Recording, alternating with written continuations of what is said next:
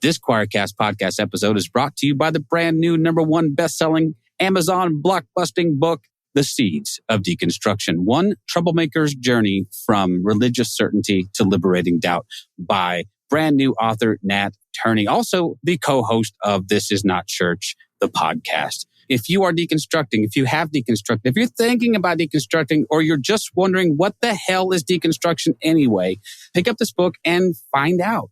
It's all the rage. All the kids are doing it. It's great. Check it out wherever fine books are sold. Buy a copy for yourself. Buy one for your friends. Maybe take it to your Bible study and really piss some folks off. Peace out. Love y'all. Thanks. The mind that was in Jesus, that mind is in me. Without me, life has no meaning. Why would God tell you what I'm thinking and tell you what I've said to my wife or my husband when you're not around? It's because I'm the pastor of the church and I need to know. This is the only place where you can see truth. Hey, heathens, you're listening to the Deadly Faith Podcast, where religion and crime collide. I'm Laci. And I'm Lola. And this shit is satanic. Hey, guys, and welcome back to another episode. Me and Lola are floating on cloud nine because we just launched literally yesterday, and you guys came in clutch and were like crazy amazing. We are sitting at, let me check, hold on. We are sitting at 861 downloads in just the last 7 days. Yesterday, we had a total of 445, and today we have 215 downloads so far, and I'm shitting my pants because you guys are so amazing. I'm screaming, crying, throwing up, so. It is amazing. I did not think that was going to happen like that. I don't want to jinx it, too. No, it's going to keep going. People are excited, and we have amazing episodes coming ready for them, and this one, true. You guys are going to be just crazy amazing. It's not amazing, but I am fascinated with this subject. And like you guys heard in, I think it was 2 episodes ago, when Lola had no idea what the Satanic Panic was. And I was like, wait, hold on. I am scratching all of my plans for my next case. And we are going to be talking about the Satanic Panic today. Debrief me for sure. I need to know everything about it. This is wild. Your brain is just going to explode. I'm going to have so many more new wiggles in my brain from this. No more smooth brain boy moments for me. No. You're going to have way more references after this one. And just keep in mind that I am giving you just an overview of the Satanic Panic because there is so much to it. We could literally probably create an entire season for a podcast just on the Satanic Panic. It is that chock full of just fucking craziness. Oh my God. Okay. I don't know how I haven't heard about this sooner. I don't know how you haven't heard about this. This is wild. So yeah, we're just going to jump right in because we have a lot today and we're going to try and not waste your time. So I'm prepared. Okay. Here we go. Let's jump in. So a lot of this stuff happens kind of simultaneously. And so we're going to kind of go through one and then we'll jump back in time and then go through another. But just keep in mind that a lot of this is happening kind of at the same time or within a few years of each other. Okay. So I'm going to start somewhere where most people don't start. Okay. Most people start with the second thing I'm going to talk about, and they feel like that is the main origins of the Satanic Panic. But technically, this, I would say, is the precursor to the origins of the Satanic Panic. So you'll understand as I get into it. Okay, so we're going to talk about Dungeons and Dragons. Are you guys ready? Are you ready? Okay, so James Dallas Egbert, I think is how you say his last name. He is the third. He was a child prodigy, and by 16, he was already attending Michigan State University. But in August of 1979, James went missing from his dorm room. In his dorm, they ended up finding a suicide note. Now, I can't remember exactly what the note said, but it could be a suicide note, but it also could not be a suicide note. It was a little bit weird. And the parents, when they ended up finding this, they were very upset because it apparently took the school a few days to let them know that their son was not around. And remember, he's 16. He's a child prodigy. He was a fucking genius. And their 16-year-old kid is missing from university. What? Yes. So after they can't find their son, and they can't even find his body if he had actually committed suicide, they weren't even finding his body. So they ended up hiring a man named William Deere. He was a private investigator, and he was tasked to search for their son. So apparently what had happened was James had tried to commit suicide. He had left his room and entered the tunnels underneath the school. And Stop. Yeah, he had consumed a large amount of meth, but the attempt was unsuccessful. And when he came to, underneath the tunnels, he came out and he decided to just go hang out at his friend's house and like hide out there. So why? Yeah, I know. He's like, fuck it. I'm just not going to come out. This is giving mad Heathers plus Tom Sawyer. Like, it's a weird crossover. All together. Yes. So while William Dear is searching for James, he actually went on TV and announced that he believed that James's disappearance was linked to the game Dungeons and Dragons. And he even speculated that James was struggling with his sexuality. Okay. So this 16-year-old kid is being strewn across TV and all of like, I was going to say social media. That social media wasn't a thing back then. All of media, because he's a missing prodigy child. So everyone's interested in like what happened to this kid. And now this investigator is going on TV saying, oh, I think there's a link to Dungeons and Dragons. Like that could have been one of the reasons he decided to commit suicide. And he basically effectively outed this 16-year-old child to everybody in the world. I need a perception check on that. Yeah. Mm-hmm. Yeah. Rolling at 20. Due to this and James being the topic of discussion all across the U.S., he decided to stay in hiding. Like what 16-year-old's like, okay, I want to like come out into this when the whole world's talking about not only me, but my sexuality. Oh my God. Again, while he's in hiding, he tries to commit suicide again by taking a cyanide pill. This attempt again was unsuccessful. Eventually, James left Lansing, Michigan, and he traveled by bus to New Orleans, Louisiana. After a few days of being there, he called William Dear, the investigator, and he revealed his whereabouts to William. Now, William comes and gets James from Louisiana, and after William spends some time talking with him, James ends up asking him to keep his whereabouts a secret and like what he's going through in life and everything that's going on. He just asks William to keep it a secret, and William, the investigator, agrees, and he releases James to the custody of James's uncle. And he's a minor. What? But he does release him to an adult. He releases him to his uncle. Yeah, but what about his parents? I think he ends up telling his parents, like, he's safe, he's with his uncle, blah, blah, blah.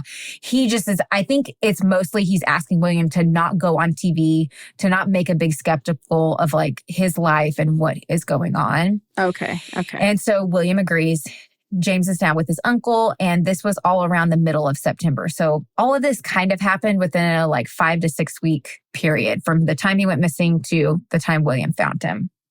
Now, unfortunately, James succumbed to his troubles and successfully took his life by a self-inflicted gunshot wound to the head on August 16th, 1980. So this was basically a year after he tried the very first time going into the tunnels and taking his life with meth. Yeah. So from the time that he was released back to his uncle to the time that he actually successfully took his own life, he was not given any help. He was not in therapy or anything that I could find.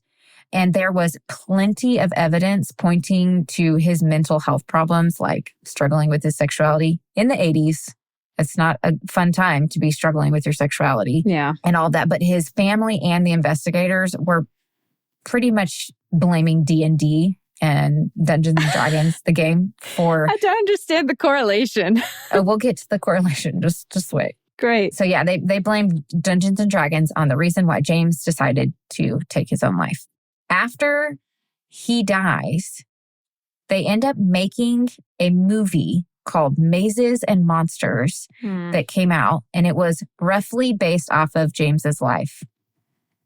The suicide of a poor, hurting, and traumatized 16-year-old kid was made into a fucking movie. That's gross. Come on, guys. It was made out to be that basically playing this game got into your head so bad, playing this role-playing game, got into your head so bad that it could literally convince you to commit suicide or to do evil, unspeakable things. The game was that powerful. You know those TikToks where it's like, what would kill a Victorian child if they were alive today? or something. What would kill an 80s old white man in today? Virtual reality? Yeah. What? Seriously. I'm confused. Oh, and girl, we are just getting started. Just wait. Ugh. So in 1982, a boy named Bink was found dead in his family's home from a self-inflicted gunshot wound to the heart. The family found him when they had returned home, and it was well known that Bink was going through a lot in his personal life, and many of his friends knew that he was struggling with his sexuality as well. Oh. And it made it even hard because his parents were very religious. So struggling with your sexuality in a very religious home just makes that struggle 10 times worse. So his classmates, after he committed suicide, were adamant that D&D was not the reason for his suicide. When I say D&D, it stands for Dungeons and Dragons, just for those who don't know. Yeah, not doorknobs and dildos. Doorknobs and dildos. Just in case. Oh my gosh. Just in case you didn't know what D&D stands for. That's hilarious. Oh my gosh, I love that. Unfortunately, his mom was on the other side of that coin. And she was positive. She was 1,000% positive that Bink's involvement in D&D was the reason he committed suicide. She could not, I think she was so religious in her beliefs that she could not wrap her head around her son struggling with his sexuality or what that would feel like, struggling with that in a household that's religious, and how that could lead to somebody committing suicide. But Dungeons and Dragons and demons and demonic stuff getting into your head, that as a Christian was easier for her to wrap her head around. And so she decided to just keep running with D&D was the culprit of her son committing suicide. Now, a man named Leith, I don't know how you say his name. I should have Google pronounced this before I got into this. Sorry, guys. Okay, we're just going to call him Leith. Peter von Stein and his wife, Bonnie von Stein, were sleeping in their home when a masked man rushed into their room and started stabbing them both with a knife and beating them with a club. Yes. Get out of my house, idiot. Yeah. Okay. Unfortunately, Leith died, but Bonnie clung to life, and after the intruder left, she was able to call for help. Throughout the investigation, come to find out that the masked man was a friend of Chris von Stein, Bonnie's son, and Leith von Stein's stepson. So Leith and Bonnie were very wealthy, and Chris, the son and stepson, wanted to access his inheritance early. So Chris had gotten involved in drugs and alcohol, and a lot of the media just kind of skated over that fact that he was involved in drugs and alcohol and went straight to he was in a D&D game. And the boys like in his one D&D, time? No, how many times actually the kid, him and his D&D friends actually were all a part of this conspiracy and murder plot to kill his parents. So it was one of the friends in Chris's D&D group that actually did the murder, another friend who drove the murderer to the house and was like the lookout person. And then, of course, Chris was one of the ones that helped plan it. Now, throughout the investigation, they were actually able to find a board game or like map that they had drawn for D&D that was drawn based off of Chris's home. So, of course, the focus was, and the blame for the crime was put on D&D. Like, come on. Okay. It wasn't the fact that they were into drugs and alcohol and stuff. And I've seen people who have been addicted to drugs do some crazy shit. You know what? Crime in the 80s is just it's a whole shit show. They were out there fucking wildin'. The 70s and the 80s, Lord have fucking mercy. I feel like rabid cats and toddlers were running the justice system at the amount of things that are overlooked that it's like, I feel like a reasonable analytical person could still kind of like make some other connections. But oh, honey, we're just getting started. This is like the tip of the iceberg. Honey, just wait. I always said I wanted to live in the 80s, but I was wrong. Oh, no. Oh, you were definitely wrong. And you'll understand more as we go on. Great. So after this crime, I think this, I didn't write it down, but I'm pretty sure this crime happened around 1989. So this was near the end of that decade. Taylor Swift. Okay. Oh, was that when she was born? She was born in 89. 89, yeah, okay. She has an album called 1989, right? Yeah. This is funny. So Taylor Swift will be brought up in this case. Just hold on to your butts, guys, because it's at the end. So just wait. Okay. After this crime, they end up making a movie called Blood Games. Then they made a TV show called Honor Thy Mother, and it was all based off of this case. So William Deere, the private investigator from James, the child prodigy who had went missing, he eventually retracted his statement and views that D&D is what led to James's suicide. And he even wrote a book in 1984 called The Dungeon Master, The Disappearance of James Dallas Egbert III, detailing how there was more going on in James's life that played a much larger role in his suicide than D&D.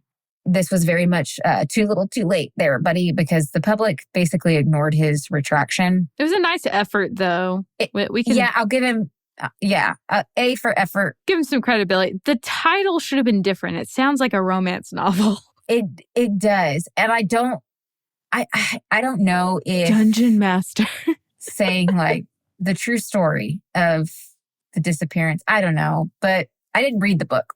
But he does detail more of like what is going on in James's life, which I think was very probably honoring to James. And he says that the reason that it took him a handful of years, because James killed himself in 1980. The book didn't come out until 1984.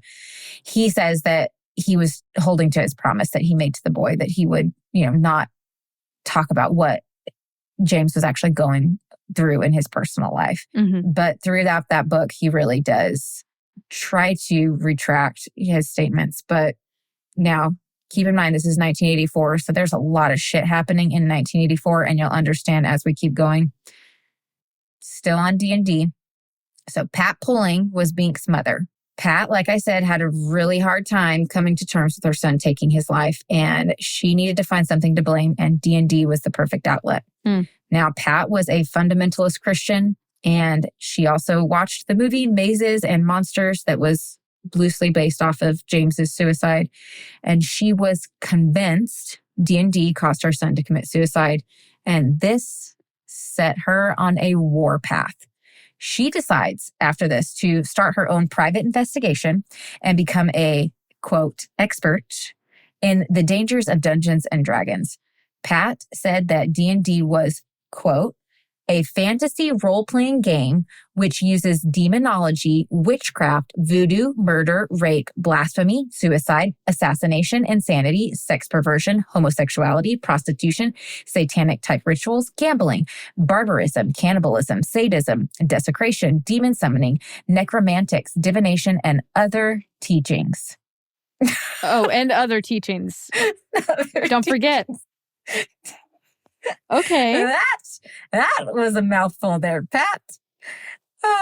So throughout the years of her tirade against D&D and her being a so-called expert, police would actually consult with her on cases that they were investigating when they found some kind of connection to D&D. Shut the back door and the window. Are you kidding me? No, they would consult with her. She doesn't even play the game. She doesn't even know. What the fuck?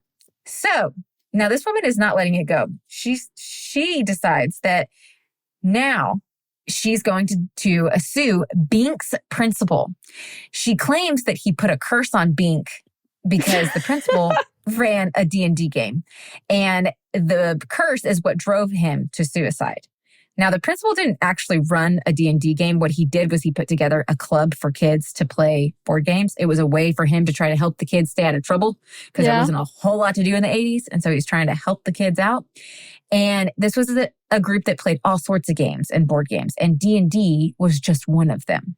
Now, thankfully, she was laughed out of the courtroom. Good. So she just decides that she's going to go now sue D&D and their publisher. So now she's suing 2 more times.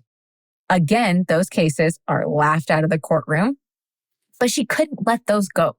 She was really like, this is a bad game and we need to let the people know. So she goes on to establish an organization called Bothered About Dungeons and Dragons. Oh my God. Yes, the acronym is BADD. Bad. Was that purposeful though? Oh, yeah. Okay. Oh, yeah. That was good. That's Very good. I much see you. so. So the organization spent years working hard at getting the game either banned or restricted all across the U.S. Now, Gary, the creator of D&D, was in shock. He was a practicing Christian, and he kept saying, the game is just a make-believe game, just like Monopoly. Like, it's no different. Like, why is everybody out to get D&D? Now, BADD even got the FTC, what is it called? The Federal Trade Commission. I was like, oh gosh, there's FTC. They got them involved, and the FTC did their own investigation into D&D, and they were so close to banning or restricting the game in the U.S. It got so close. Oh my Lord. Yeah. No. So many Christian sects outright denounced the game and even ostracized the players of it. Of course, it's demonology and summoning demons and witchcraft, so completely ostracized the game and anybody who played it. It was believed that if you died in the game, you would kill yourself in real life. It was that the game teaches you how to summon demons, and if you play it, you will become possessed. It was that kind of belief. Basically, the belief was that the game was pushing Satan's agenda. So that's where I went wrong. I played D&D one time, and now look at me. Fuck. I'm a heretic. You're deconstructed, heretic, bisexual witch, and D&D. Fuck it. Goddamn, D&D did it to you. It's too late. I'm sorry. I actually only played D&D like 3 times, and it was after deconstruction. That's what. But okay. yeah. So I did not know this part about the Satanic Panic. I have never played D&D, and I also didn't grow up in a Christian household. And so there's a lot of this like trolls are demonic or this is demonic that I was not privy to growing up because my parents weren't like that. And so we were all like sitting around one day not too long ago, and I was like, oh, so-and-so at my daughter's school is this mom. She's like so fucking cool. Shout out Vanessa. She does Dungeons and Dragons. And I was like, I want to play Dungeons and Dragons. Like, we should do a mom group where we, have a Dungeons and Dragons. I've never played. Oh. And I was bringing it up while like my family and stuff was over, my husband's family. Yeah. And I was like, I'm so excited. We're going to play D&D.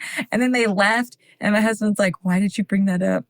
And I was like, oh my God. Okay. He was like, Dungeons and Dragons was like definitely like not something you were allowed to play. I was like, really? I had no idea. Like, it makes sense, but also I never played the game. So I didn't know that a lot of Christians found it demonic. There were a lot of things that were found demonic or deemed demonic by the church. Like, well, actually, my mother would not let us watch The Fairly Odd Parents, which if anyone is... Oh, because they fied? Because they're fairies. They're like... Yeah.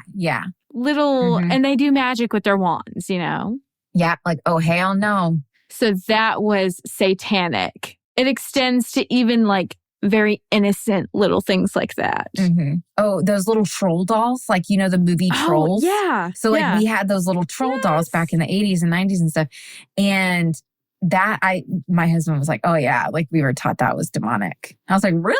Those little troll dolls? Like, it's just a fucking doll with some crazy hair. Yeah, certain toys, certain games and shows. It was just like, at what point, it was very far reaching. Yes. In a lot of ways. Now, I have a question. Have you watched Stranger Things?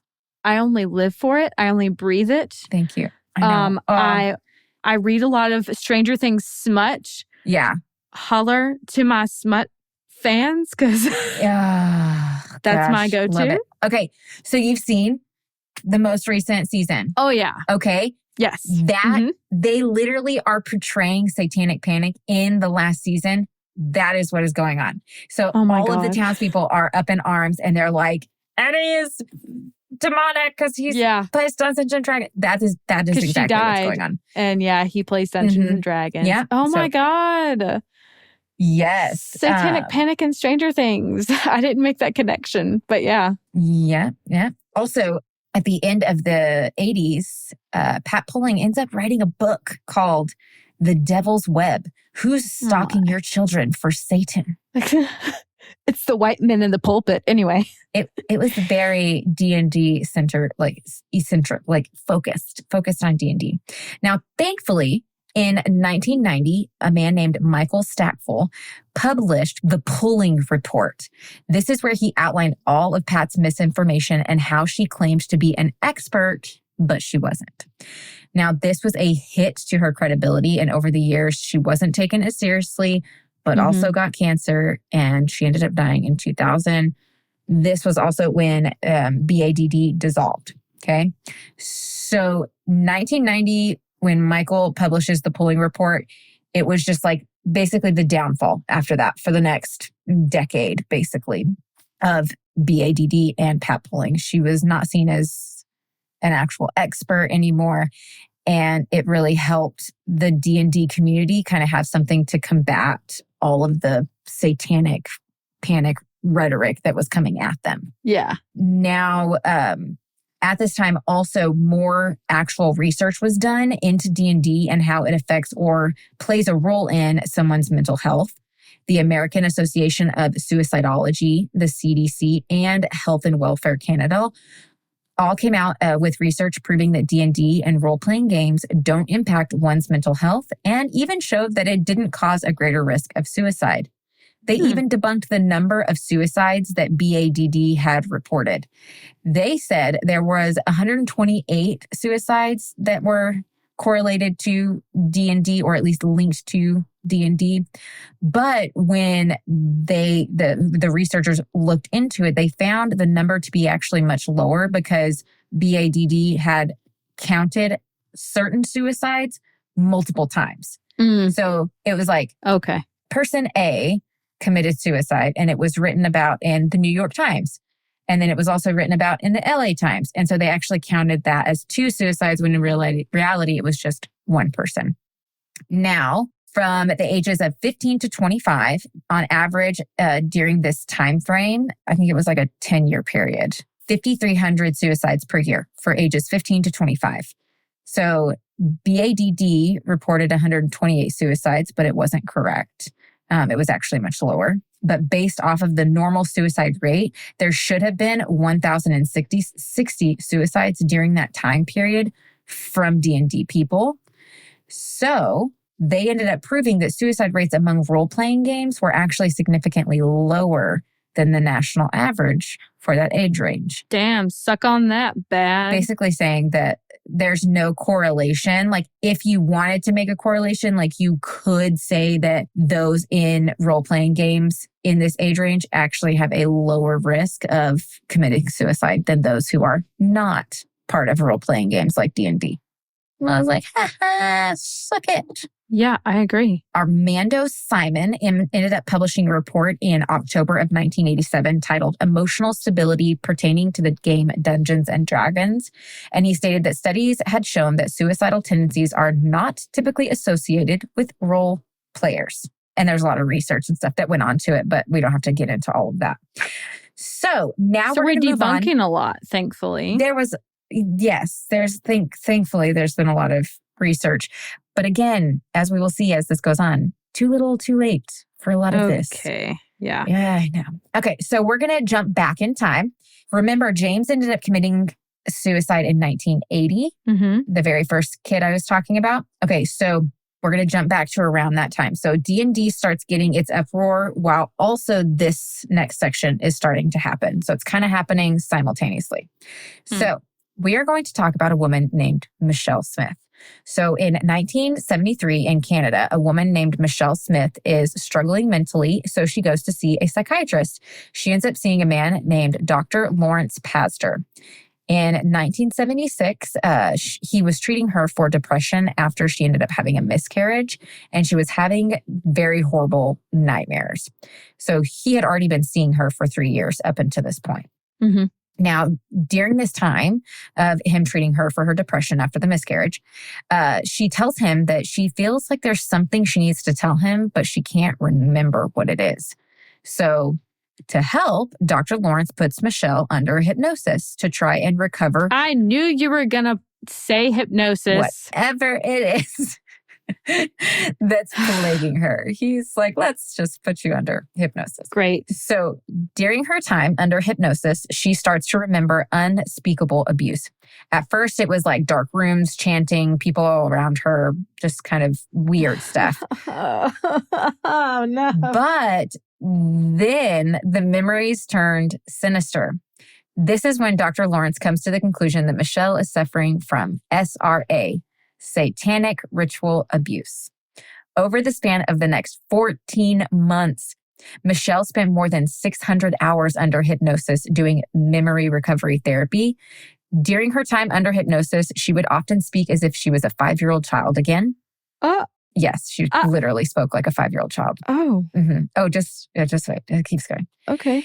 So through these recovered memories, Michelle alleges that her mother offered her up to a satanic cult to do rituals in order to summon Satan. She was subjected to kidnapping, sexual assault, torture, watching the sacrifice of animals and babies, being locked in cages with snakes, and at times being covered in the dismembered body parts of babies. I'm throwing up, screaming, crying. Goodbye. Yeah. What? Was it real? Yeah. Is this real? Yeah. No, none of this is real. Yeah. Hypnotherapy is like very much highly controversial. It's like the same thing as a polygraph test. It's like, yes, you can't, you can't go off it. A lot of psychiatrists will tell you like recovered memory therapy is not trusted therapy. And it's not helpful. The mind plays tricks is the thing. Mm-hmm. Like, interesting. For example, like I know somebody who has gone to therapy and been in therapy for years, and their therapist knew that they were not, I don't know if it's like saying struggled is the right word, but they could be diagnosed with DID, dissociative identity disorder. They knew that as a therapist, but the client did not know that. Okay. And the client was also repressing a lot of memories from their childhood, which is very common in DID patients. But the therapist never said a word about it. Nothing. And it took years for the client to finally come to terms and think, I think something happened to me, and like start talking about it. And it took a while for them to realize that the therapist actually knew about this for years or suspected about this for years. But they didn't want to say anything because you can plant memories. You can plant things. Yes. And you don't want to do that, especially as a professional therapist. And so that was basically what was going on here. Yeah. Okay. Now, just wait. Here, it just keeps getting worse. Okay. Great. The abuse I love it. The abuse was alleged to have happened between 1954 and 1955 when Michelle was 5 years old. Now, the abuse only lasted 1 year, and they say that it abruptly ended after an 81-day ritual that summoned Satan, but ended because Jesus, the Virgin Mary, and Michael the Archangel intervened. I'm sorry. I'm okay. I know, right? Like, I feel bad laughing, but come on. Now, was he red? Did he have horns? I gotta know. I have to know.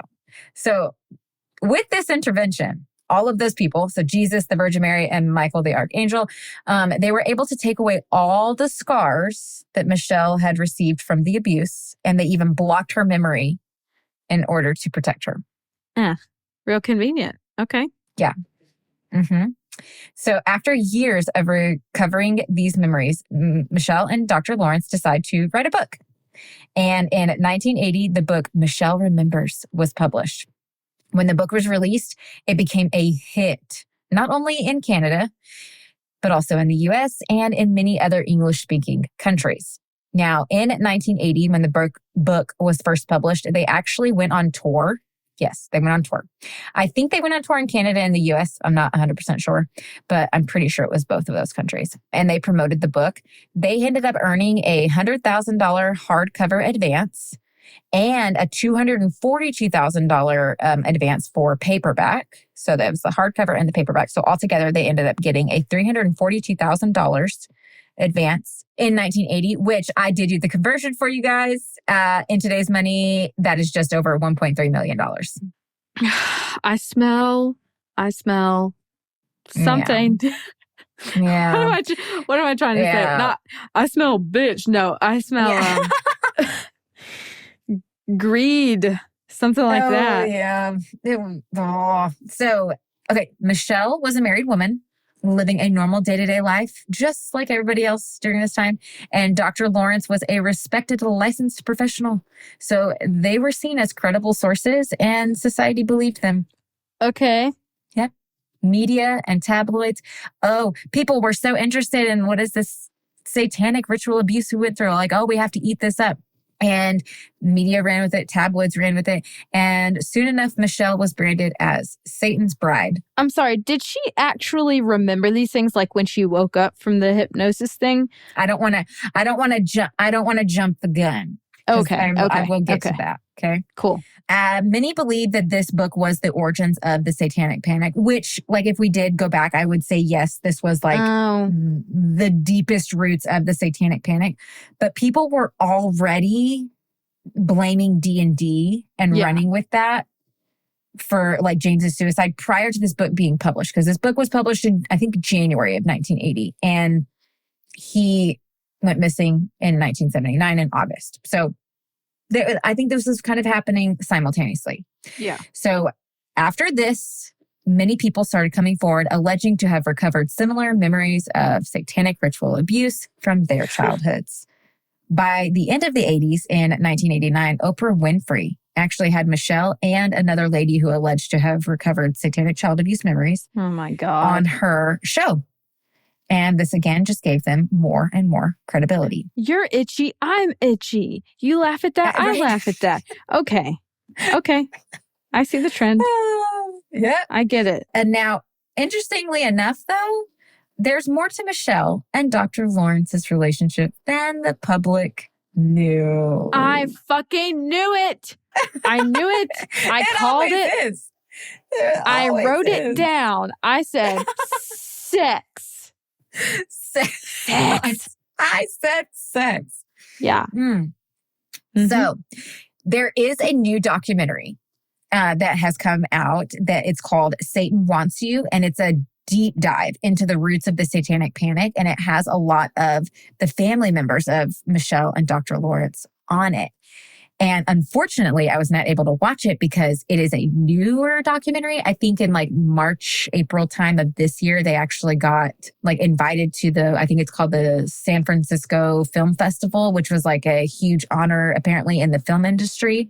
A lot of people got to view it. I've watched a couple interviews. I've read a few articles about it, and I cannot wait for it to actually be like available. Like somebody, like Amazon, Netflix, somebody pick up this documentary because I really, really, really, really want to watch it. Yeah. But I did get to hear a little bit about what's in it. So whenever it's available, we'll make sure and note it on our Instagram. So follow us there if you don't already. Shameless plug. Yes. In this documentary, Dr. Lawrence's wife at the time says that one day at home while watching Sybil, do you know what Sybil is? What? Probably not. What is You're that? young. You don't know what Sybil is. Sybil was a show. I think it was like a 3-part show it was based off of a woman's life who had like a bunch of trauma in her childhood. And she ended up creating, I think it was 13 or 16 different personalities. So it was based off of a woman who had gone through a lot of trauma and was suffering with DID, so dissociative identity disorder. Okay. At the time, it's known as multiple personality disorder. Yeah. But nowadays, it's called DID. So she's watching Sybil, and Dr. Lawrence ends up saying, I want to do the same thing. I don't want to be just an ordinary psychiatrist. I want to be famous, and I've got a patient just like that. What? End quote.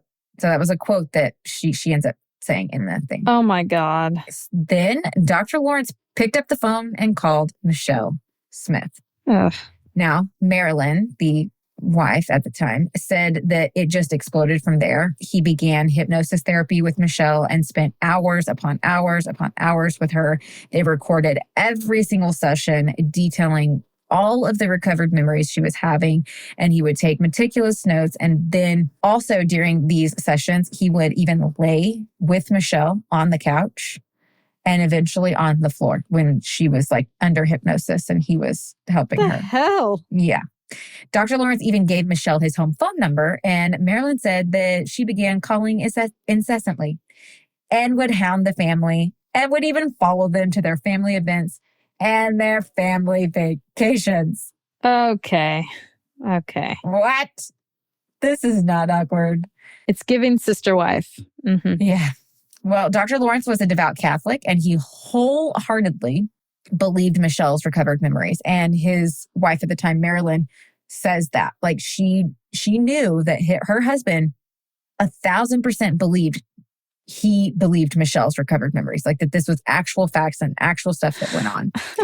Where did he go to school? I need to know where he graduated from. That's what I'm taking issue with. I'm sure it's on his wiki page. I'm pretty sure. Probably. So since he was a devout Catholic, he had all the recorded sessions transcribed, and he also told the local priest about the recovered memories. They also brought in the local bishop on what was going on, and they all traveled to Rome together and told the Pope about the satanic ritual abuse that Michelle endured. The Pope? At the age of 5. The Pope. The Pope himself. They had a meeting with the Pope, the man, the big one. Alrighty. Marilyn said that this book and his time with Michelle was consuming his entire life. Like, he was incessantly consumed by all of it, right? Not shocked. She goes, he was basically obsessed. And after the book came out, they both turned into celebrities, going on TV, radio, tour, all of the above. The media tracked down Michelle's family during this time and found that her mom had died years before this. And her estranged father was horrified at the allegations and was adamantly denying all of them, along with the rest of her family. All of them denied any of this ever happened.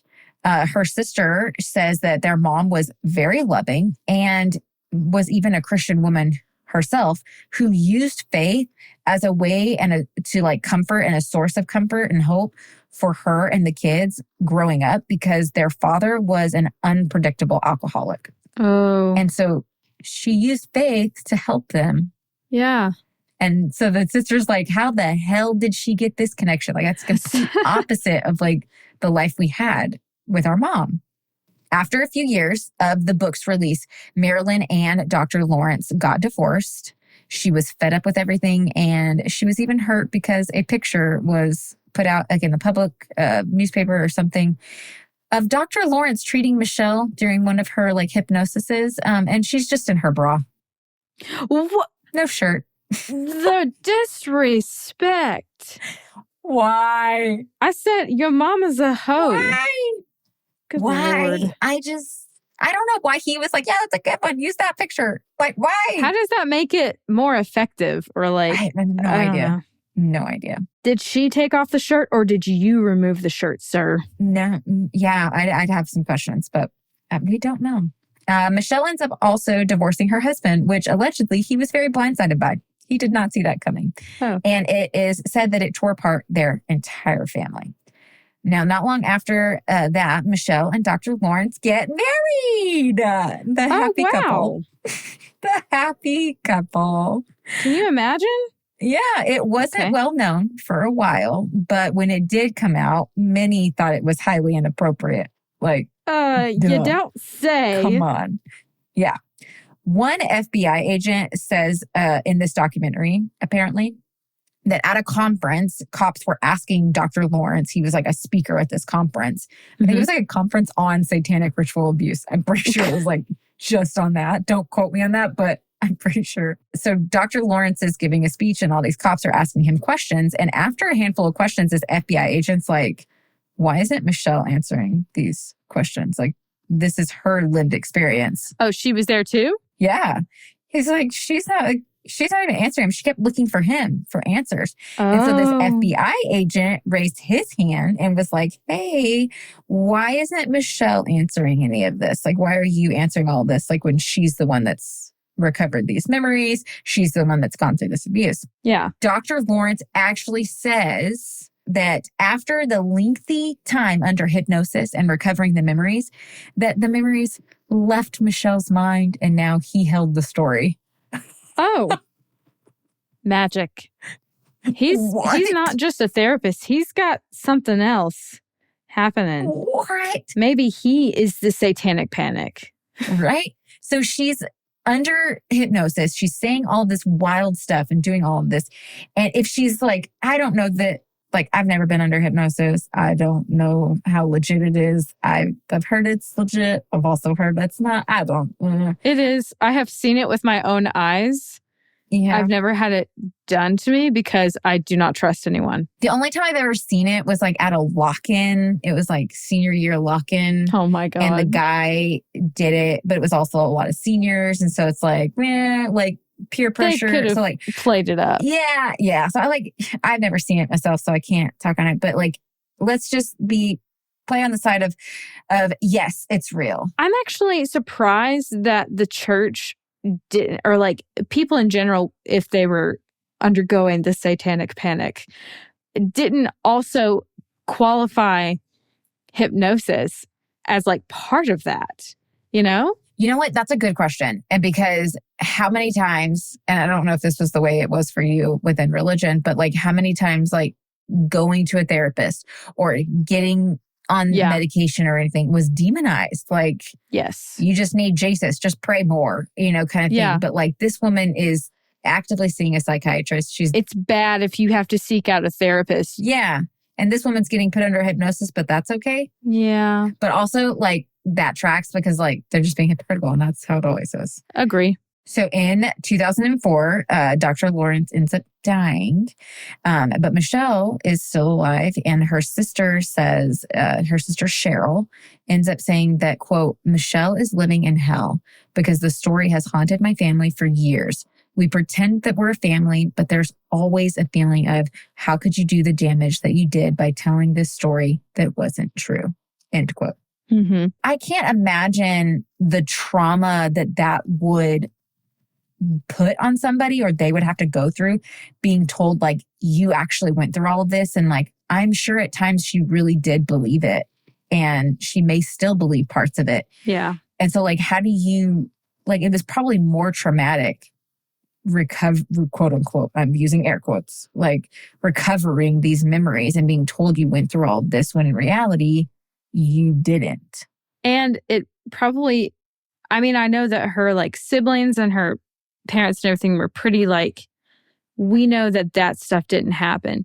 But you'd think too, maybe her siblings questioned, did some of this happen? Or like, am I not remembering things? Right. Or like, was this only with her? Like, do I need to uncover things? Yeah, right. I'm sure it was absolutely crazy.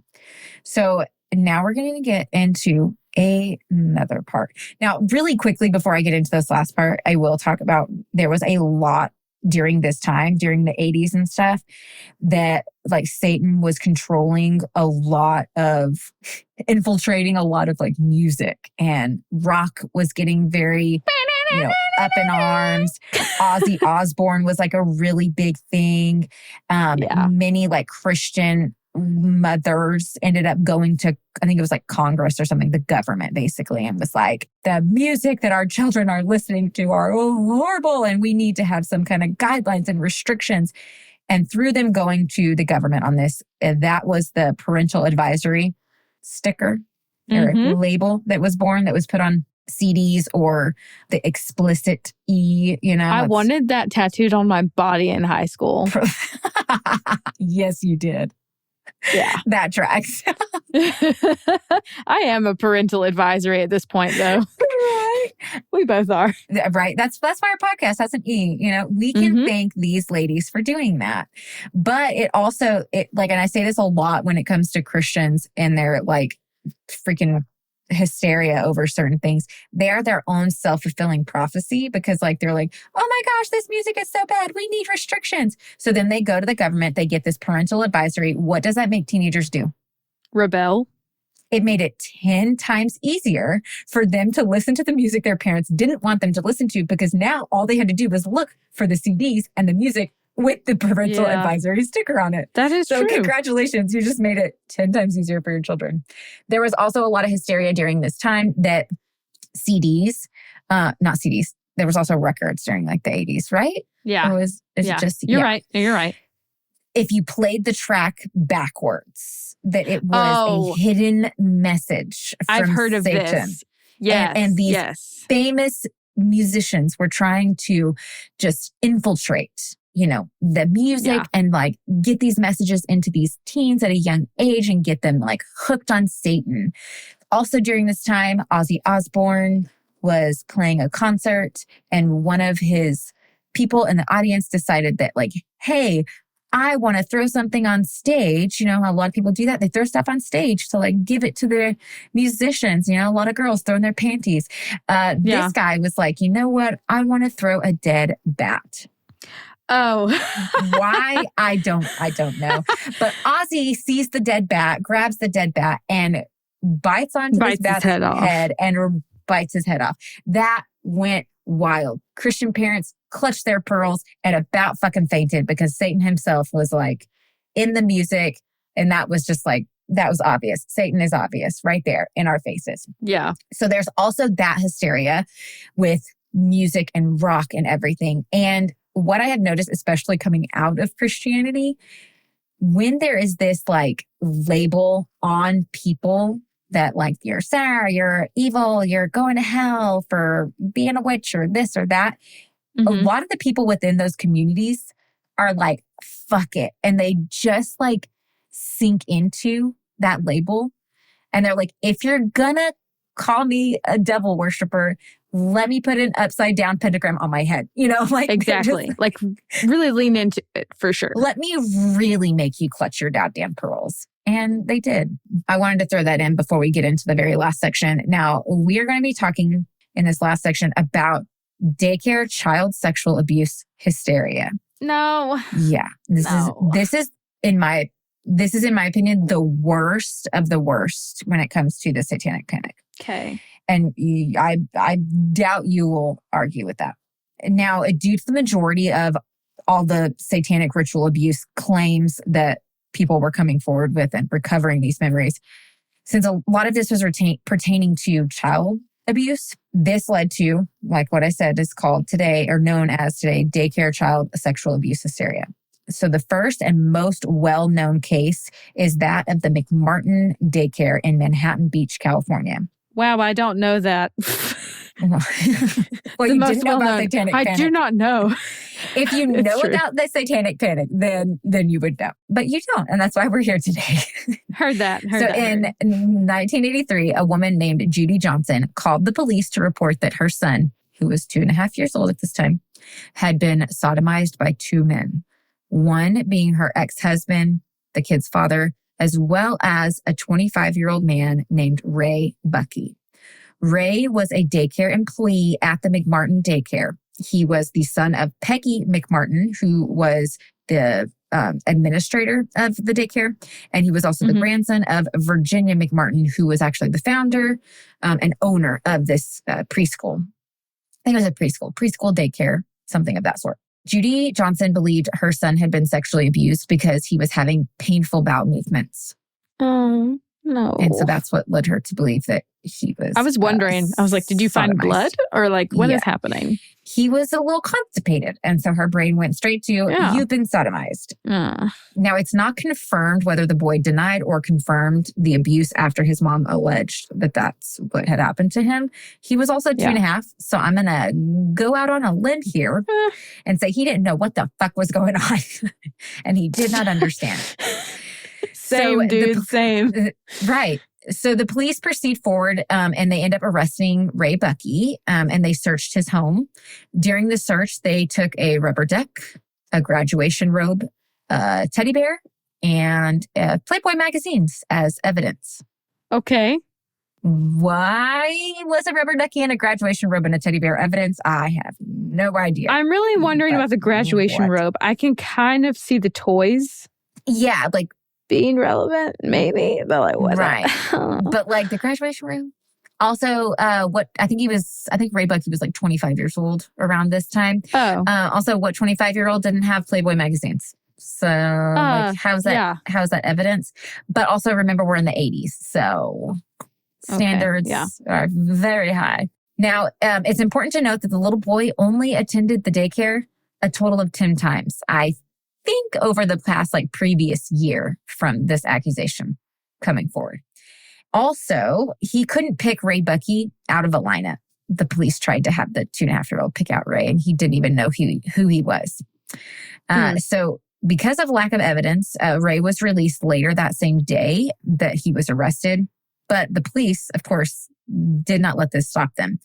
They decided to see if any of the other children at the daycare were also abused. So they sent out a letter to about 200 other current and former children that attended the daycare. Panic. All right. Panic ensues. I have the letter and we're going to read it, okay? Are none of you parents, do you not realize the panic in which this would lead to? Right. Okay. It's like saying, this is what I feel like this letter says. It's like saying, we have an asteroid that's going to collide to Earth and destroy everything, but don't panic. What? That's no, the building's on fire, but don't panic. Don't panic. Yeah, there you go. No need. That's probably a better correlation.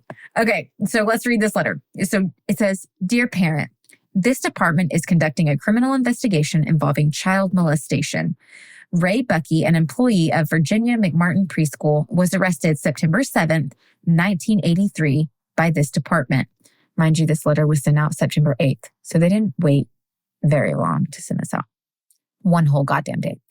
The following procedure is obviously an unpleasant one, but to protect the rights of your children as well as the rights of the accused, this inquiry is necessary for a complete investigation. Records indicate that your child has been or is currently a student at the preschool. We are asking your assistance in this continuing investigation. Please question your child to see if he or she has been a witness to any crime or if he or she has been a victim. Our investigation indicates that possible criminal acts include oral sex, fondling of genitals, buttocks, or chest area. Photos may have been taken of children without their clothing. Any information from your child regarding having ever observed Ray Buckey to leave a classroom alone with a child during any nap period, or if they ever observed Ray Buckey tie up a child is important. What? Please complete the enclosed information form and return it to this department in the enclosed stamped return envelope as soon as possible. We will contact you if circumstances dictate the same. We ask you to please keep this investigation strictly confidential because of the nature of the charges and the highly emotional effect it could have on our community. Please do not discuss this investigation with anyone outside your immediate family. Do not contact or discuss the investigation with Raymond Buckey, any member of the accused defendant's family, or employee connected with the McMartin Preschool. Now, the very last paragraph of this letter is in all capital letters. And it says, there is no evidence to indicate that the management of Virginia McMartin's preschool had any knowledge of this situation, and no detrimental information concerning the operation of the school has been discovered during this investigation. Also, no other employee in the school is under investigation for any criminal act. Okay, firstly, the letter is just giving bureaucrat. It's giving, fill out this nice paperwork because your child may have... And I'm like... This is not funny, but your child may have been sexually assaulted. What? Also, why am I doing your job? I was going to say... Why am I, as an emotionally charged, involved parent that is directly involved to this, scenario, I am not a, impartial third party. I am very much partial to this, my child. Why am I doing the interview of my own child? Yeah, agree. I'm not a trained police officer. I'm not a trained investigator and interviewer. Right. And that's exactly what happened. These parents interview their children and they're so in a frenzy over all of this that kids lie, right? And kids don't understand what's going on 9 out of 10 times when it's adult stuff, especially in preschool ages. And so the parents aren't believing them when they say, no, nothing happened, because they're like, but did something happen? And you just don't understand what you saw. And so parents are pushing and pushing. And eventually kids finally start saying, yeah, we saw X, Y, and Z. And it gets wild, right? Okay. So As the investigation was going on and the parents are filling out these forms, they're sending them in, and now more kids are like, we were the part of satanic rituals. Oh my God. Judy Johnson, this woman, she kept calling the investigators and making outlandish claims, including that some of the daycare staff did sexual acts with animals, that Peggy had drilled holes under the arms of one kid, and even claimed that Ray Bucky could fly. Okay. Guys. I know it's the 80s. We've established this. And that the critical thinking skills of some people are just a bit under par, but this is more than far reaching, I think. I have notes, like she was interviewed multiple times, especially when she's calling and continuing to make all these outlandish claims. I have notes from one of the interviewers, like who was, just taking notes as she's like making all these claims. These are the notes the person took. Okay. Billy describes having communion in a church. I think Billy was her 2.5-year-old child. She claimed to have been sodomized. A prayer similar in sound to the Lord's Prayer was recited. A goat climbed up higher, higher, higher. Then a bad man threw it down the stairs. It woke up later. Ray poked Peggy at the altar. Ray poked Peggy at the altar. Lots of candles. They were black. Ray picked his I think he's supposed to say pricked. Ray pricked his right pointer finger. It bled. Ray put it in God damn, why do I have to say this? Ray put it in the goat's anus. I knew you'd say it goes in the goat's butt. It's in the goat's butt. Things I never thought would come out of my damn mouth. Nobody had clothes on under the robes. Billy had a robe on too. They put a Band-Aid on his finger. Old grandma played the piano. Lots of threats were made against Billy and his family. It is unclear whether it was a doll or a real baby. Billy says real baby, but the head was chopped off and the brains were burned. Billy said Peggy killed the baby. Peggy had scissors in the church and she cut Billy's hair. Billy had to drink the baby's blood. Ray wanted Billy's spit. He put it on the altar. The baby was big, like Billy. So when I said he pricked his finger, I think she's saying Ray pricked Billy's finger and put Billy's finger in the goat's anus. Okay. Billy, the 2.5-year-old. I was thinking Billy was witnessing this. Okay. I have children. Okay. I have children. Yeah. Tell us your thoughts, because all of my children are above babies. 2.5 years old. All of my kids are above 2.5 years old. So I am trying to remember my child telling me a story at 2.5. And it is the most jumbled of mess. And especially a lot of kids around that age, their brain is thinking faster than their mouth can speak. So there's a lot of stuttering. So they like, and then, and they said this, and then we went over, but then it's like that. It's just a lot of started sentences, but not a lot of finishing. No 2.5-year-old, I think, could actually come up with all of this. No way. Come to find out, Judy was actually soon diagnosed with paranoid schizophrenia. And it was known that she was struggling with her mental illness for some time prior to her claiming that her son had been sexually abused. She also struggled with alcoholism, and in December of 1986, she was actually found dead in her home, and the coroner ruled her death to be brought on by her alcoholism. Now, by the time the police and the investigators find out about Judy's mental illness, they had already sent out the letter. No. Parents had already called back in. The hysteria had already started. They really did jump the gun. And since other children had claimed to allegedly be abused, they had no choice but to continue forward. Mind you, Ray Bucky was arrested on September 7th. They sent this damn letter out on September 8th. They didn't give their investigation much fucking time. No. They were just, full bore. So 400 kids were interviewed by a woman named Key McFarland at the Children's Institute International. These interviews were highly problematic. A lot of these interviews were recorded, and so they could actually go back and watch the recorded interviews. The interviews were 2 hours long.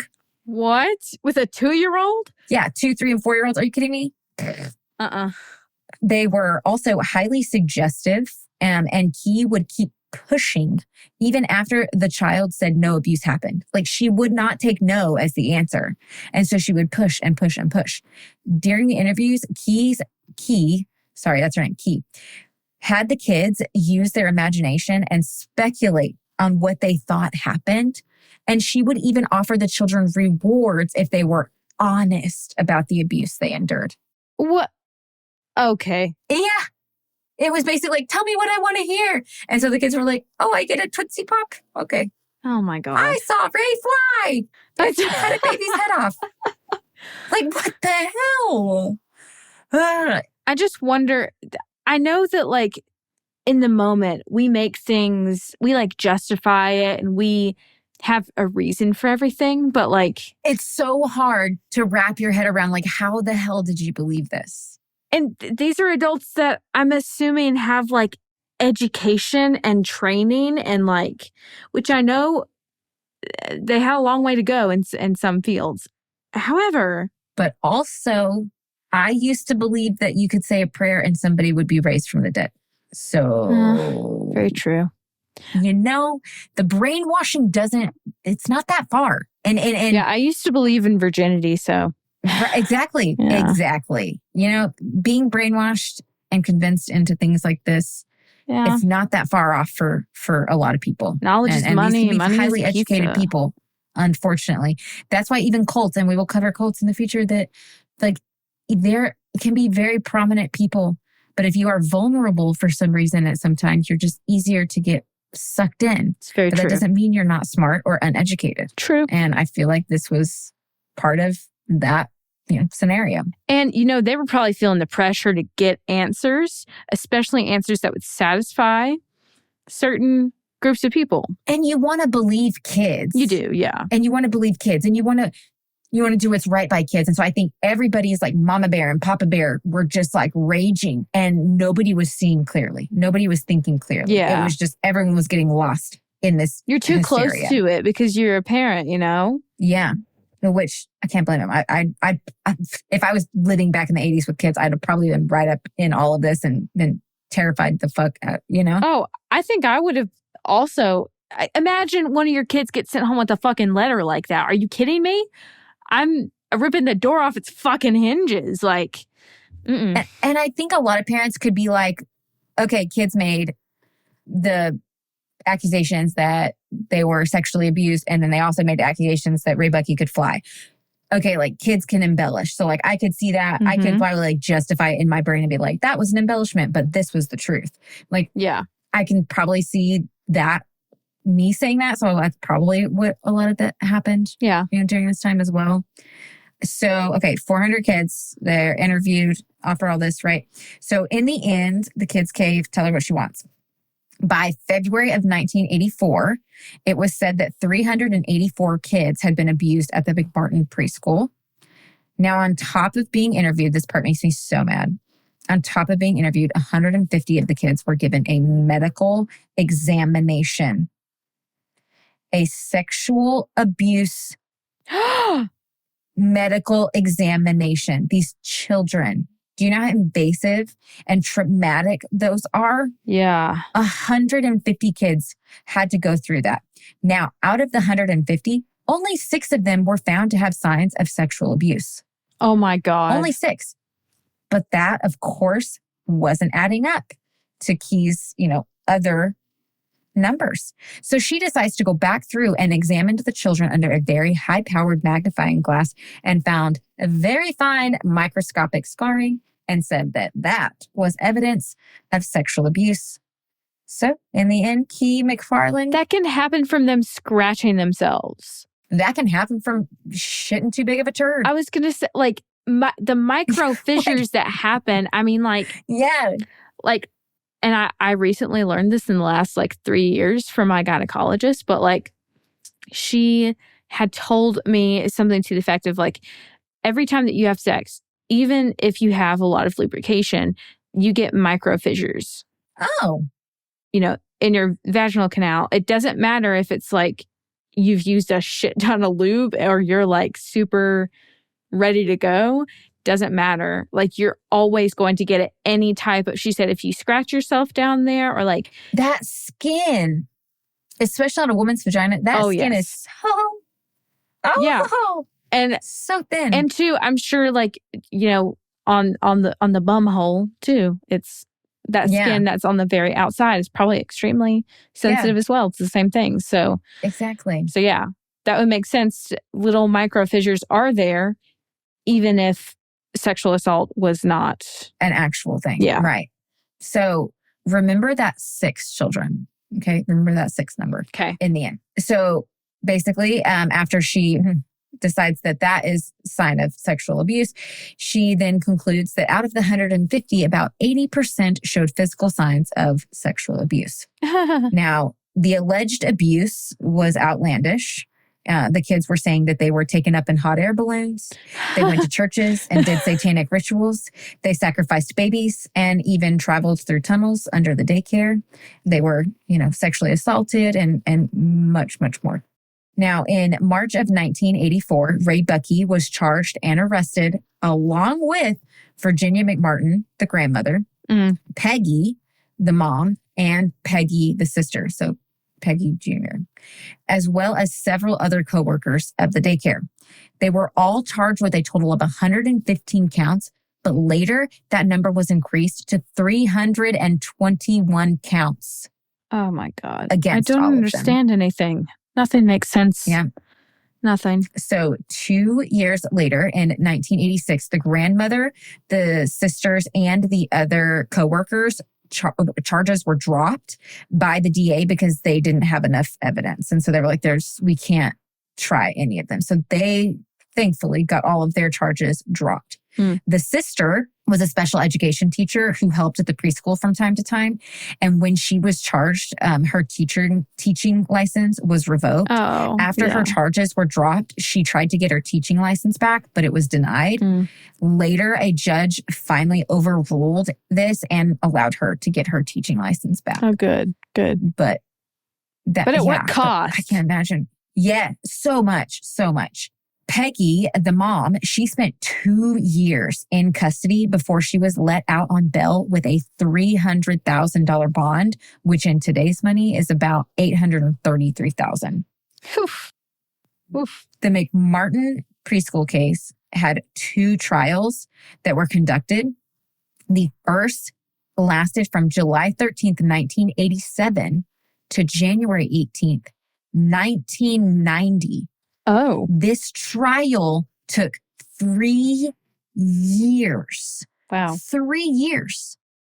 During the trial, the prosecution tried to hide or diminish Judy Johnson's mental illness by stating that her mental health problems were brought on by the abuse her child endured and the stress of the investigation.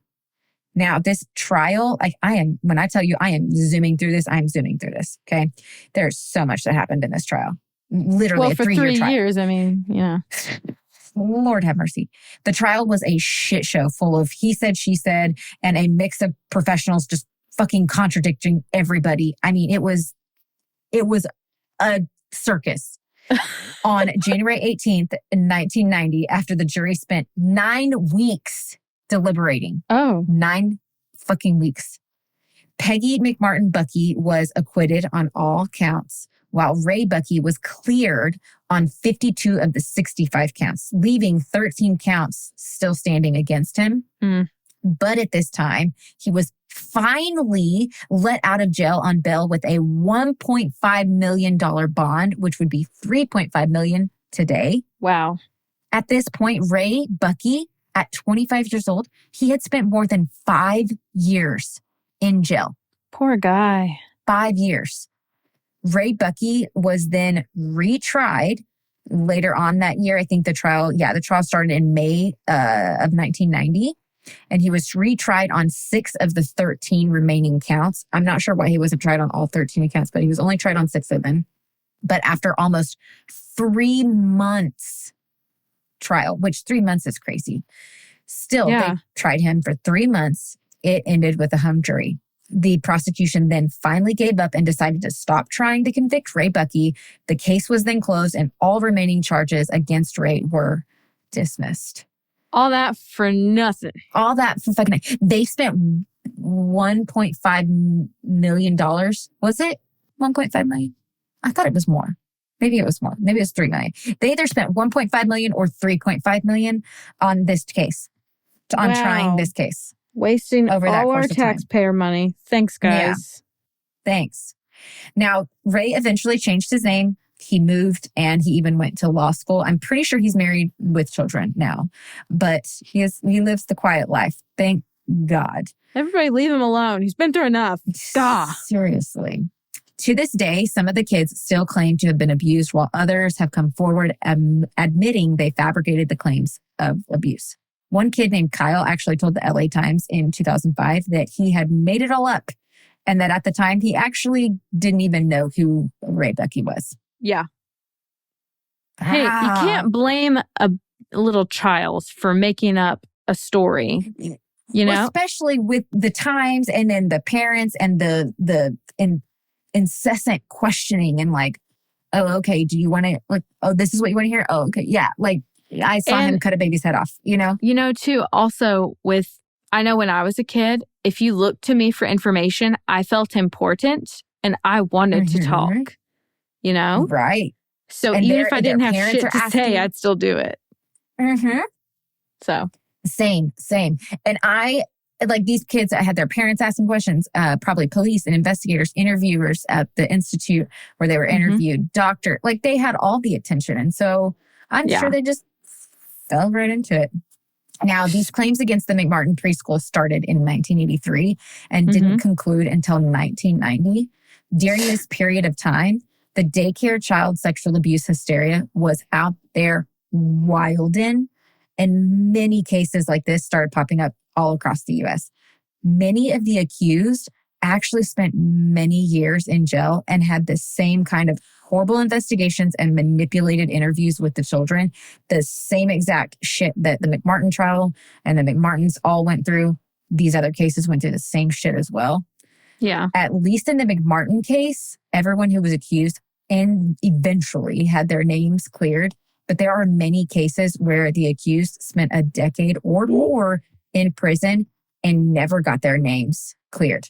Some of them still have charges against them or are still in prison or at least on probation. Oh my God. Yeah, like it was bad. This is horrible. Yeah, the hysteria broke up families, trashed reputations, caused so much trauma for the children, parents, the accused, even those involved in trials, because they're having to hear all of this kind of horrific abuse to children, to babies, to like and all of it's fake, but they're being told it's real. And so like all of this, I can't imagine the fucking trauma. And if any of those people had like actually endured trauma before. Okay. Yes. And like legitimately, and then had to like almost relive it in that way. It's just one of the biggest problems, in my opinion, is that there was so much hysteria and misconduct in the investigations that it probably meant that real children who actually were sexual assault victims didn't get the justice that they deserved. Because remember, they had interviewed over 400 children. Yeah. And then the medical examinations of 150 kids, 6 of them. And what about the 6? Showed signs of sexual abuse. What about the 6? And that doesn't mean that they endured that at the hands of Ray Buckey or at this daycare. No, that can be their parents or exactly family stuff, you know? Most people, children who are victims of sexual abuse, it is by the hands of somebody they know, somebody very close to them, usually a family member or close family friend. Exactly. And so those children didn't get their justice. Like, I can't help but think of those 6 kids. I sure hope that they ended up getting help. I know. Me too. Now, unfortunately, the roots of the Satanic Panic are still alive and very well today. Gross. A more recent example of the, Satanic Panic hysteria is the Pizzagate conspiracy that emerged in 2016. Do you know the Pizzagate conspiracy? I'm sorry? What? You do not know the Pizzagate conspiracy? Oh my God. Okay, let me fill you in. And I'm going to, again, just zoom through this. There's way more that goes on to it. Give me the gist, yeah. Based off of in 2016, so remind, like 2016, what's going on? Presidential election, Hillary Clinton, Trump. That's what's going on right now. Yeah. Based off of some leaked emails that were, I think, from somebody on Hillary's like campaign person. Mm-hmm. So based off of these emails that were leaked, people claimed that they were full of codes that referenced a huge child sex trafficking ring that was ran by, or at least involved, many Democratic politicians and a pizza, like ping pong local joint in Washington, D.C. I had it written down as Pizza Comet, but I think it was called like Comet Ping Pong. I think is what it's called. And it was like a pizza joint. Oh, okay. It was a local small business, and they found themselves in the center of this conspiracy. What? Now, one Reddit user stated, and I'm going to just read off what he wrote on Reddit. It has been the venue for dozens of events for the Hillary campaign staff. John Podesta has had campaign fundraisers there for both Barack Obama and Hillary Clinton. John's brother and business partner, Tony Podesta, has his birthday party there every year. It's also a dive that, according to reviews and photos, has hidden bathroom doors and creepy murals. The bathrooms in particular have murals exclusively of nude women, as well as a great deal of graffiti relating to sex. Reviews of the restaurant are bizarrely polarized. Websites describing it positively note that there are regularly, quote, unsupervised children running around, end quote. Their menu includes a pedophilic symbol, as do the signs and decorations of other neighboring businesses. The music acts and the posters promoting the same acts are bizarre in their presentation, content, and lyrical focus, but are still promoted as being, quote, for all ages. The overtly sexual content would suggest otherwise. The same has taken place in reference to videos recorded inside Comet Ping Pong by people that frequent their establishment, as well as video referencing Comet Ping Pong positively from the exterior. While initially not the central focus of the investigation at the onset, Comet Ping Pong is a much more overt and much more disturbing hub of coincidences. Everyone associated with the business is making semi-overt, semi-tongue-in-cheek, and semi-sarcastic inferences towards sex with minors. The artists that work for and with the business also generate nothing but cultish imagery of disembodiment, blood, beheading, sex, and of course, pizza. Okay, so I knew about all of that stuff with like Hillary and the emails and the sex ring stuff, but I didn't know about the pizza joint. So that just connected another dot for me. So Pizzagate. Pizzagate. Okay, all right. so this conspiracy led to a man named Edgar showing up to Comet Ping Pong in December of 2016 with his AR-15. Oh, shit. Welcome to America. Okay, he was ready to be the hero to all of the children trapped in sex trafficking, hidden behind all the closed and locked and secret doors in Comet Ping Pong. And he started shooting. But thankfully, no one was hurt. And the police subdued him before anyone did. I think he hit like a desk, a wall, and maybe a counter or something like that. He only got 3 shots off, which... Good. I don't know. But yeah. He was arrested. He was charged. I think he was sentenced to like 4 years of like crossing state lines with a weapon. He got a felony, at least, maybe a few. Now, then, a handful of years later, in January of 2019, the restaurant suffered an arson attack in one of their back rooms. The staff put out the fire in time, but the arsonist got away.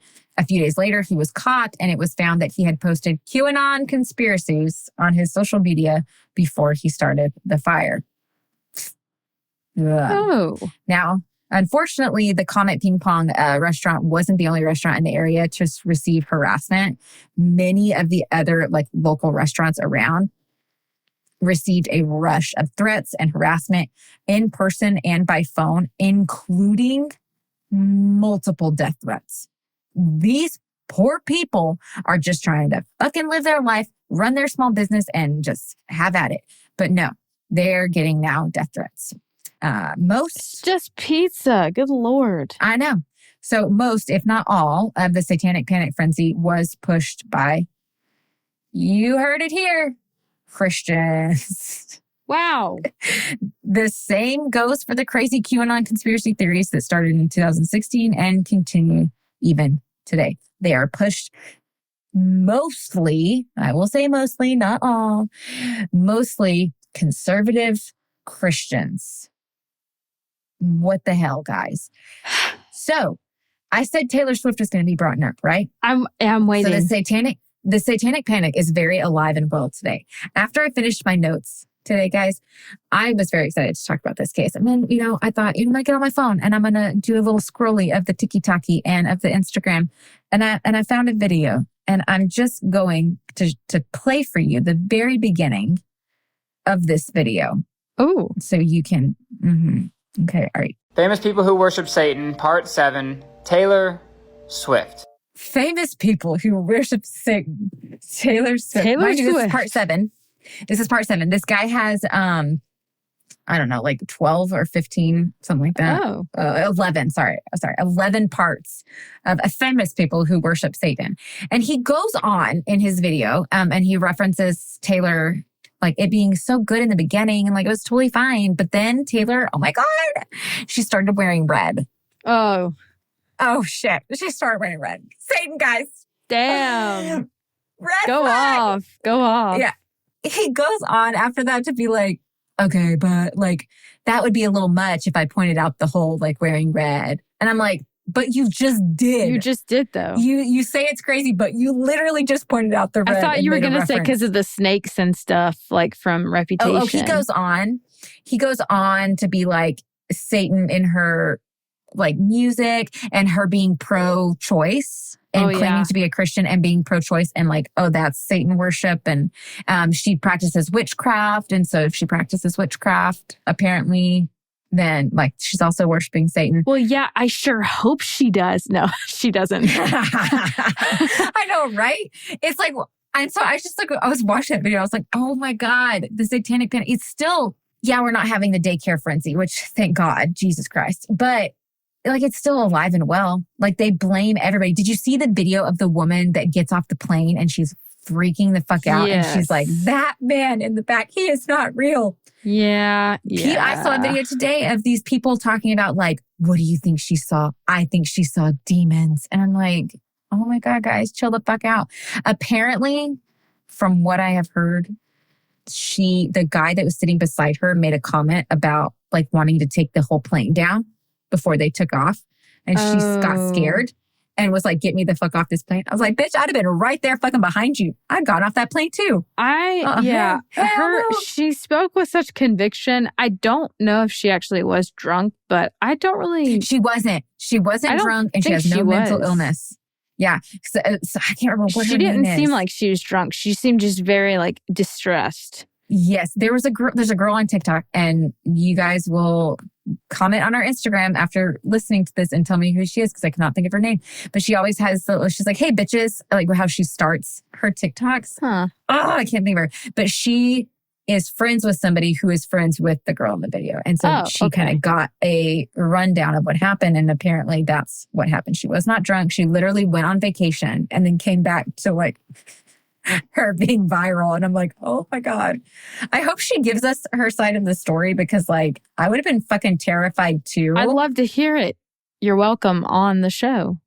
Anytime. Yeah, right? Anytime. Email us at deadlyfaithpodcast@gmail.com. Please. Or jump into our DMs. I that sounded like I said demons. Oh, yeah. I said jump into our DMs, and it sounded like I said jump into our demons. Either way, we're here for it, you know? We'll go for it. Seriously. You know, Satanic Panic, I kind of thought it was a dead thing. Mm-hmm. You talking about it being like in the 80s and a little bit in the 90s. And I could definitely see it was like all the rock and roll, sex, drugs stuff. Mm-hmm. That definitely being like a trigger. And then D&D and the childcare stuff and everything. It's like, okay. But I just kind of thought I thought we grew more brain cells. Right? Like it's in our past. But then QAnon Like, I think QAnon and like I just talked about Pizzagate. There's so many other conspiracies with QAnon and with our government, and like not all of them are Christians who believe this stuff, but it's heavily. It's like it evolves. It like changes shape of what it is. Like it does. It's the same Satanic Panic, but it just like changes shape over time to different things. Yeah. So maybe it'll never die. I don't think it will. Honestly. That's fine. I mean, worse things have happened, I guess. But yeah. But Lord, that's a lot. Guys, I know.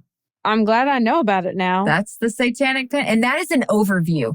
That is a very, like, it's pretty detailed in all of the accounts, but there's way more that happened with the Satanic Panic. There were so many other, like, child abuse daycare cases. There's so many more, like, people telling their stories of, quote, recovered memories. You know, there's a lot. And I barely touched on the whole music stuff. It just leaks out into so many different realms, it seems. In my opinion, I think a lot of the Satanic Panic and going along with Christians believing the whole, like, the end is near, fire and brimstone type preaching and like all of that. Like the rapture's going to happen any day. You know, like they predicted the end times like time and time again. And those just kind of go together like fucking peanut butter and jelly. And so like if you believe in the rapture and you believe in like the end times prophecies and all of that, it's not too off believing in satanic rituals and them saying that like the satanic, you know, church, this is all led by the Satanic Church and like claiming that it was predated Christianity and stuff. It doesn't take much for you to go there. And I think a lot of that made Christians even more so start like ostracizing things like trolls, saying that's demonic and music is demonic and D&D and X, Y. I mean, the list could go on of what is demonic. Like, how many times have you heard people say that that's the mark of the beast? When our Apple freaking phones, you could do Apple Pay on our phones. I had somebody close to me say, I'm not putting that on there. That's probably the mark of the beast. And they were serious. And I started laughing because I thought they were joking. And I was like, oh my God, you're serious. Like, you really believe that Apple Pay is the mark of the beast? What? Not only that, okay, this is another dumb one that I just thought of. But like when I worked in a restaurant, I remember giving someone a receipt that it was like $6.66 or something. Yes. And she was like, no. Let me buy something else. And I was like, okay. She said, I cannot have anything that says 666. And I was like, okay. Okay. But 666 isn't a bad thing. Like, no. There was a picture that floated around, I think, Facebook. A lot of you have probably seen it. I think it was like at a Costco or a Sam's Club or something. And it was like of the ground beef section. And all the meat was gone except for one package of ground beef. And it was for sale for $6.66. Yeah. And that was the only package left. I was like, gee, I wonder why no one's buying this package of ground beef. Oh my God. Yeah. Love that. Yeah. So that's the Satanic Panic, guys. I hope you found it interesting. And, you know, I don't want to say you enjoyed it because, I don't know, it is kind of enjoyable to laugh at some of this stuff. But it was enjoyable in certain parts where it was like, that's obviously stupid. And then you get to the daycare one and you're like, oh, Jesus Christ. Exactly. Yeah. Because this was very traumatizing for children. What's a good palate cleanser? Yeah, palate cleanser.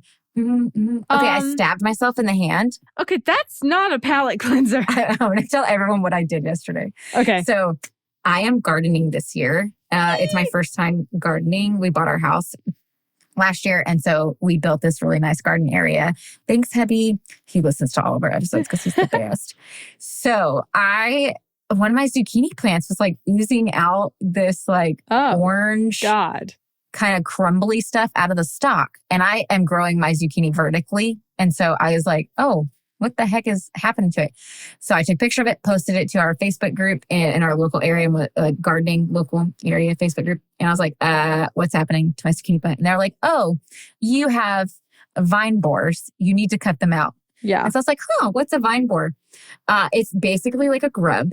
They're very gross looking. And so I had to literally cut the stalk of my zucchini and like with an X-Acto knife and like kind of like pry it open a little bit and dig out the grubs. Ended up finding 3 of them, fed them to my neighbor's chickens. Nice. And apparently zucchini is like super cool. The stalk will just like heal itself and, fix it.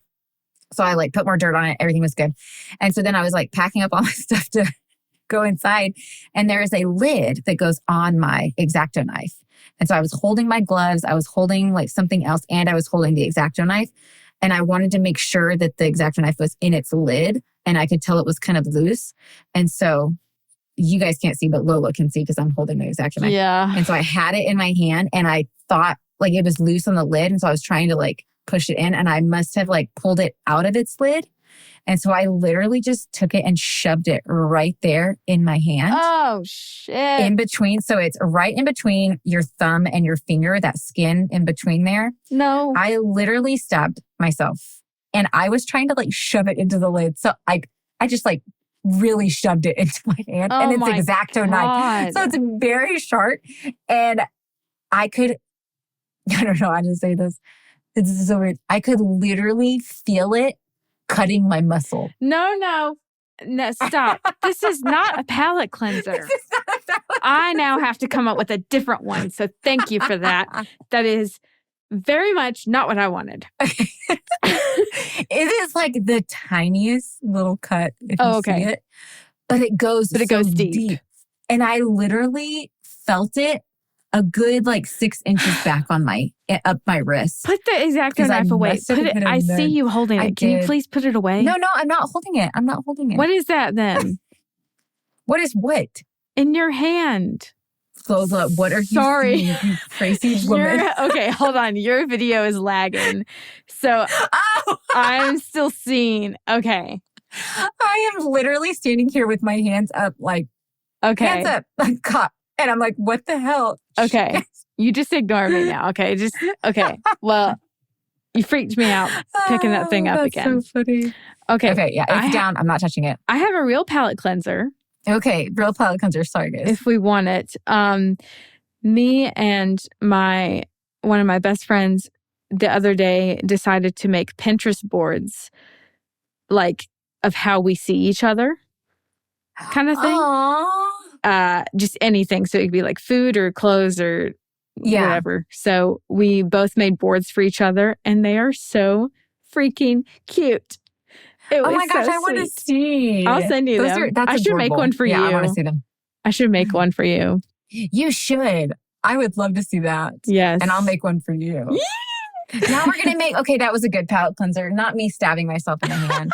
I'm all better though. I'm great. And my zucchini plant is recovering very well. You're both healing. I'm very happy. We are. Yeah. That's it. Well, that was the Satanic Panic. I hope you guys enjoyed that episode or at least found it enlightening, to say the least. But we will see you guys next episode. But until then, do not start another Satanic Panic. Don't listen to QAnon crazy conspiracies. And have a great day, heathens. We love you. We love you. Bye. Also, heathens, if you're enjoying the show so far, please remember to subscribe on whatever platform you listen to us on. And remember to bring your sacrifice to the blood ritual. Just kidding, a review will suffice. Deadly Faith is brought to you by Choircast Network. It's produced by Laci Bean and Lola Robbins and audio engineered by Eric Cowell. Thanks for listening.